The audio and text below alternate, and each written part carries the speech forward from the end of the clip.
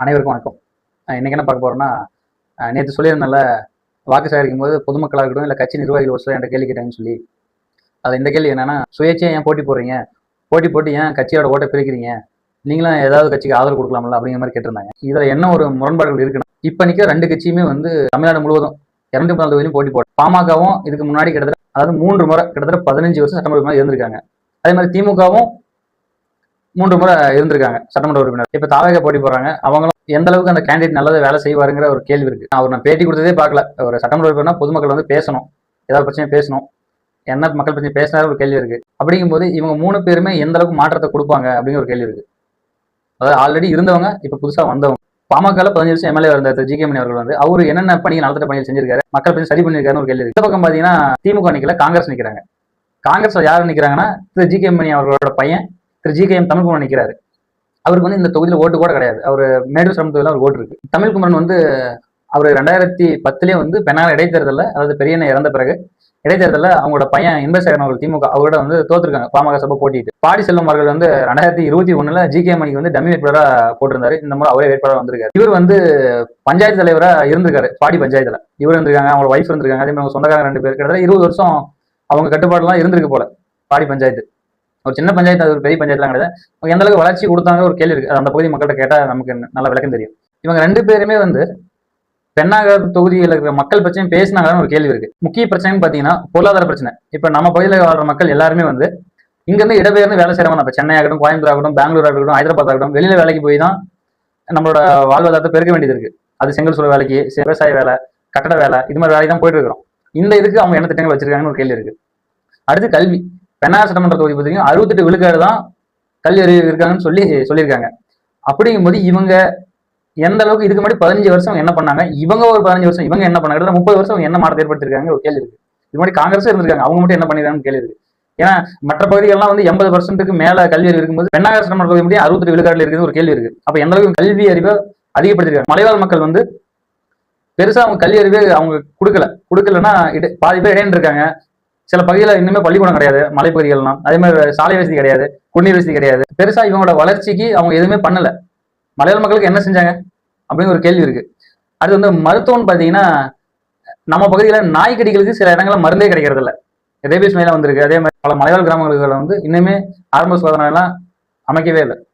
பல பேருக்கு வந்து நாய்க்கடி மருந்து, அதாவது ரேபிஸ் பிரச்சனைக்கு சரியான மருந்துகள் பெண்ணால முழுக்க கிடைக்கிறது இல்லை. அடுத்து பாத்தீங்கன்னா ரொம்ப முக்கிய பிரச்சனை பாத்தீங்கன்னா அதாவது பட்டா பிரச்சனை. சிலருக்கு வந்து நிலம் இருக்கும், நிலத்துல குடியிருப்பாங்க, திடீர்னு வந்து காலி பண்ணுங்க அப்படிங்கிற மாதிரி சில பிரச்சனைகள் பொதுமக்கள் கொடுத்துருப்பாங்க. அது அரசாங்கம் மூலியமா இருக்கட்டும், இல்லை ஏதோ ஒரு பிரச்சனையை வந்து அவங்க கொடுத்துட்டே தான் இருக்குது. அடுத்து வந்து பேருந்து வசதி எல்லா பகுதியிலையும் கிடையாது. பல கிராமங்கள் இன்னுமே பேருந்து வசதி கிடையாது. அதே மாதிரி மலை கிராமங்களுக்கு சாலை வசதி கிடையாது. ஒகேனக்கல் கூட்டு எல்லா மக்களுக்கும் போய் சேருன்னு ஒரு கேள்வி இருக்கு. ஏன் சொல்லப்போனா பெண்ணாகரத்திலே வந்து ஒகேனக்கலுக்கும் பெண்ணாகரத்துக்கு ஒரு 15 கிலோமீட்டர் தான் வித்தியாசம். அங்க இருந்து பெண்ணாகரத்துக்கு அது சரியான கோயம்புத்தூர் திட்டம் போய் சேர்றது கிடையாது. அடுத்து வந்து நூலகம்னு பாத்தீங்கன்னா அண்ணாமலை அமைச்சர் 2007 பல பகுதியில் நூலகங்கள் இப்ப செயல்படுறதே இல்லை, அதுக்கு செயல்பாட்டிலே இல்லை. அந்த பிரச்சனை யாரும் பேசுறது கிடையாது. வேலை வாய்ப்புன்னு பாத்தீங்கன்னா இங்க சிட்கோ கம்பெனி தொடங்கன்னு சொல்லி திரு பெரியன் அவர்கள் வந்து திமுக அவங்க இருக்கும்போது ஆரம்பிச்சது 2006 அப்புறம். இன்னுமே அது பெருசா ஒன்றும் செயல்படாம தான் கிடக்கு. முக்கியமானதுதான். காரணம் என்னன்னா சிலர் வந்து ஜாதியா இருக்கட்டும், மதமா இருக்கட்டும், இனம் மொழின்னு சொல்லி சிலர் வந்து ஓட்டு கேட்கறாங்களா, இவங்களால என்ன மாற்றம் வரப்போகுது ஒரு கேள்வி. மனிதநேயத்தை பத்தி யாரும் பேசுறதே கிடையாது.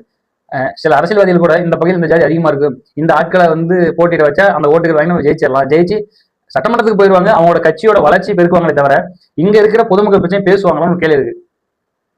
ஏன்னா 47 பஞ்சாயத்து 2 பேராச்சு பலதரப்பட்ட மக்கள் இருக்கிற பெண்ணாகர் சட்டமன்ற தொகுதியை சிலர் வந்து அது செய்தி ஊடகங்களா இருக்கட்டும், சில அரசியல் கட்சிகளா இருக்கட்டும், இந்த கம்யூனிட்டி அதிகமா இருக்காங்க, ஏன்னா இந்த கம்யூனிட்டியால தான் வேட்பாளர் நிறுத்தணும், அப்பதான் வந்து நம்ம வெற்றி பெற முடியும். அதாவது ஒரு ஸ்ட்ராட்டஜி. ஆனா மக்கள் இது புரிஞ்சுக்கிறது கிடையாது. அந்தந்த சாதியில வந்து நின்று ஜெயிக்கிறதால அவங்க என்ன மக்களுக்கு மாற்றத்தை ஏற்படுத்த போறாங்கன்னு ஒரு கேள்வி இருக்கு. அதை இனி வரும் காலத்துல மக்கள் யோசிக்கணும். சாதியாலேயோ மதத்தாலேயோ வந்து இங்க சட்டமன்ற உறுப்பினர் ஆகிறதாலேயோ இல்ல ஆட்சியை பிடிக்கிறதாலேயோ மக்களுக்கு எந்த ஒரு மாற்றத்தையும் செய்ய மாட்டாங்க. அது முழுக்க சுயநலம் தான். அது மக்களை ஏமாத்துறதுக்கான வழி. நம்ம பகுதி மக்கள் முழுக்க அடித்தட்டு மக்கள் தான். அன்றாட வேலைக்கு போயிட்டு அன்றாட கூலி தான், இது கிடைக்கிற வேலைக்கு போயிட்டு அதை வச்சு நம்ம வயிற்று கலவிட்டு இருக்கோம். அப்படிங்கும்போது இந்த அரசியல் கட்சிகள் வந்து ரொம்ப ஏழப்பட்டவங்க சீட்டு தேர்தல் போறது கிடையாது. ஏன்னா அவங்க லட்சக்கணக்கில் செலவு பண்றாங்க தேர்தல் செலவுன்னு சொல்லிட்டு. அப்படிங்கும்போது மக்கள் யோசிக்கணும். இனிமேலாவது ஒரு நல்ல வேட்பாளர் தேர்வு செய்யுங்க, மனிதநேயம் மிக்கவர். அதே மாதிரி நம்ம வளர்ச்சி கொண்டு போவாங்களா. ஏன்னா 5 வருட வளர்ச்சி சாதியாதி மதத்தாலும் நம்ம வளர்ச்சி அடையவே மாட்டோம், கட்டாயம் வீழ்ச்சி தான் அடையுங்க. ஏன்னா இப்ப சைனாக்காரனா இருக்கட்டும், ஜப்பான்காரனா இருக்கட்டும், அவன் 40 வருஷம் 50 வருஷம் நம்மளோட முன்னாடி போயிட்டு இருக்கான். நம்ம இன்னுமே இந்த சிலதை மட்டுமே பார்த்துக்கிட்டு இன்னும் பின்னோக்கி தான் போயிட்டு இருக்கு. நம்ம வளர்ச்சிக்கான வழியில போகவே இல்லை. சில அரசியல் கட்சிகள் அதை சாதகமாக பயன்படுத்தி மக்களை பிளவுபடுத்தி தான் இருக்காங்க தவிர மக்கள் வளர்ச்சியை பத்தி பேசுறது கிடையாது. அதனால மக்கள் யோசிக்கணும், இனிமேல் சிந்திச்சு அதுக்கான ஓட்டு போடுங்க, யாரும் தேர்வு செய்யுங்க. அடுத்து வந்து பாருங்க, உள்ளாட்சி தேர்தல் இருக்கு. உங்க பகுதியில உங்களுக்காக உழைக்கிற பல மக்கள் இருப்பாங்க. அது ஆண்களா இருக்கட்டும், பெண்களா இருக்கட்டும், அவங்கள தேர்வு செய்யுங்க. அவங்க தான் மாற்றத்துக்கான வழி. ஏன்னா அவங்க எதிர்பார்ப்பு இல்லாம உங்களுக்காக வேலை செஞ்சுட்டு இருப்பாங்க. நம்ம அவங்கள விட்டு இது ஒரு கட்சியால் நமக்கு நல்லது பண்ணணும் நான் நினைச்சுக்கிறேன். கிடையவே கிடையாது. கட்சி ஆளுங்க பொறுத்த வரைக்கும் கட்சி வளர்ச்சியா இருக்கும், அல்லது அந்த கட்சி சார்ந்தவரோட வளர்ச்சியா இருக்குமே தவிர மக்களுக்கான வளர்ச்சியா இருக்காது. அவங்க ஆதரவுக்காக மட்டும் தான் செயல்படுவாங்க. அது சாதாரண கிளை செயலராக இருக்கட்டும், ஒன்றிய செயலராக இருக்கட்டும், இவங்கெல்லாம் வந்து மாற்றத்துக்கான வழி கிடையாது. அவங்க வளருவாங்க, அந்த கட்சி வளரும். ஆனா பொதுமக்கள் பிரச்சனை பேச மாட்டாங்க. அப்போதைக்கு சரி நான் பார்த்துக்கலாம், சரி பண்ணணும்னு சொல்லுவாங்களே தவிர அந்த பிரச்சனையை சரி பண்றதுக்கான வழி வாய்ப்பு ரொம்ப குறைவு.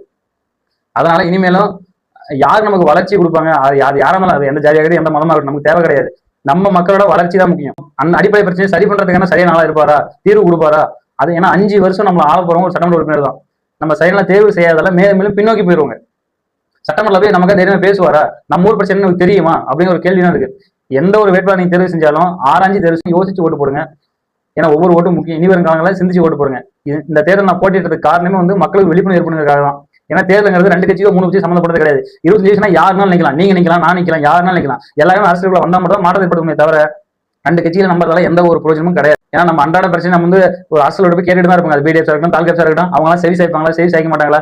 ஏன்னா அவங்களுக்கு குறை சொல்ல எந்த பயனும் கிடையாது. அதிகாரத்தை மாத்தினா மட்டும் தான் அரசு சரியா வேலை செய்வாங்க. ஏன்னா சரியில்லாத ஆள்கிட்ட அதிகாரம் இருக்கிறதுனாலதான் சரியானவங்க கூட சரியான பாதையில செல்ல முடியறதில்ல. இதான் நீங்க யோசிக்கணும். யோசிச்சு அதிகாரத்தை யார்கிட்ட கொடுக்கணுங்கிறத யோசனை பண்ணி இனி வரும் காலத்துல கொடுங்க. அப்பதான் நமக்கான வளர்ச்சி சரியா இருக்கும். சிந்திச்சு வாக்குறீங்க. நன்றி.